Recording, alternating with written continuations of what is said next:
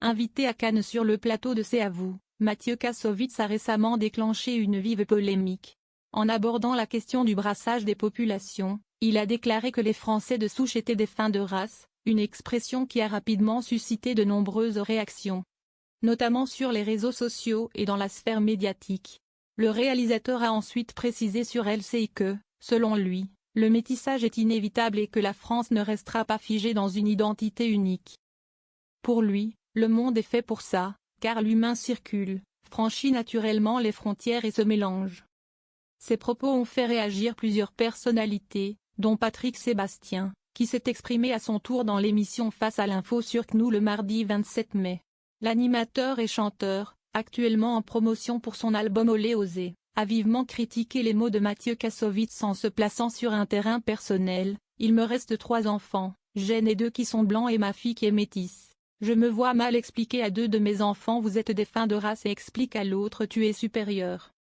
Il a ensuite dénoncé un sentiment d'exclusion qu'il ressent face à certaines évolutions de la société. Je suis un soutien des LGBT, j'accepte tout le monde.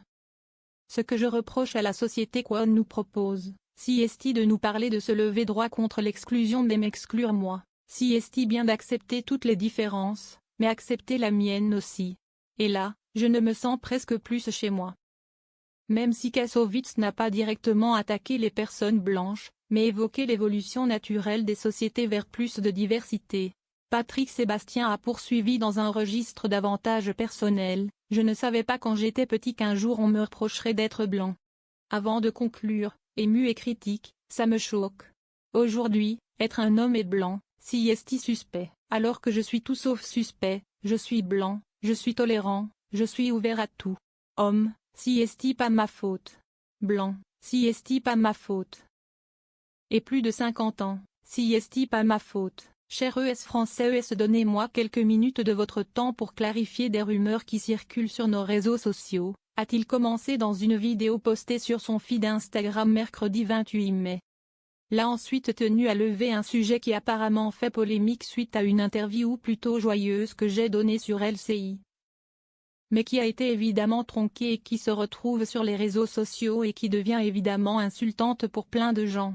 Et je m'en excuse. Après avoir affirmé être lui-même un Français de souche et apprécier énormément la France, le réalisateur a tenu à clarifier son propos. Je respecte évidemment tous les Français, qu'ils soient de souche ou immigrés, qu'ils soient métissés, qu'ils soient importés ou qu'ils soient là depuis longtemps. J'aime le peuple français et ce qu'il représente, cette pugnacité qui fait qu'on est un peuple différent. Et je voulais donc m'excuser pour ceux qui l'ont mal pris, mais je voulais juste dire que techniquement, oui, le français de souche va bientôt s'éteindre, puisqu'il va se mélanger avec des étrangers, a indiqué l'acteur du Bureau des légendes, puis de reprendre, pas forcément des Noirs ou des Arabes, mais peut-être des Belges, des Finlandais, des Américains, des Anglais. Ça va un peu partout, les billets de train et d'avion ne sont pas chers, donc les gens se mélangent. On est dans la mondialisation.